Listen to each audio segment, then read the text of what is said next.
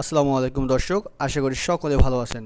বাংলাদেশের বৈষম্য বিরোধী ছাত্র আন্দোলনের সফলতার পরে সেই সফলতা দেখে উদ্বুদ্ধ হয়ে পাকিস্তানও একই পথে হাঁটছেন। পাকিস্তানের ছাত্র জনতাও জেগে উঠেছেন একই ধরনের আন্দোলন নিয়ে। ইমরান খানকে ফের ক্ষমতায় বসানোর জন্য দেশব্যাপী চলছে উত্তেজনা। ইমরান খানকে ক্ষমতায় বসানো এবং ছাত্রদের কিছু যৌক্তিক দাবি নিয়ে সারা দেশব্যাপী চলছে কঠোর আন্দোলন। এরই মধ্যে বাংলাদেশের ন্যায় পাকিস্তান জুড়েও ইন্টারনেট ব্যবহার বিঘ্নের মুখে পড়েছেন ব্যবহারকারীরা।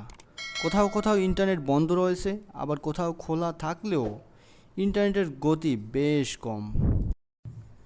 গত ফেব্রুয়ারির নির্বাচনের আগে ও পরে এক্স অর্থাৎ টুইটার বন্ধ করে দিয়েছিল পাকিস্তান সরকার। জাতীয় নিরাপত্তার প্রতি হুমকি বিবেচনায় এটা করা হয়। গতকাল বুধবার ব্যবহারকারীরা অনেক ওয়েবসাইটে প্রবেশ করতে পারেনি। এসব ওয়েবসাইট ঢুকতে ভিপিএন ব্যবহার করতে হয় তাদেরকে। এদিকে হোয়াটসঅ্যাপ ব্যবহারকারীরা জানান, যোগাযোগ মাধ্যমটিতে বার্তা পাঠাতে কিংবা আধো আপলোড বা ডাউনলোড করতে স্বাভাবিক সময়ের চেয়ে সময় লাগছে বেশ বেশি, যা ব্যবহারের অযোগ্য বলে বিবেচনা করা হচ্ছে। নেটিজেনদের অভিযোগ, সামাজিক যোগাযোগ মাধ্যম ব্যবহারে বিঘ্ন ঘটানোর মাধ্যমে সরকার শুধু যোগাযোগে ব্যাঘাত ঘটাচ্ছে না, বরং মৌলিক অধিকার লঙ্ঘন করছে। সেই সঙ্গে বিদেশে দেশের ভাবমূর্তিও লঙ্ঘন হচ্ছে। অন্যদিকে বেশ কয়েকটি মামলায় বর্তমানে কারাভোগ করছে পাকিস্তানের সাবেক প্রধানমন্ত্রী ইমরান খান।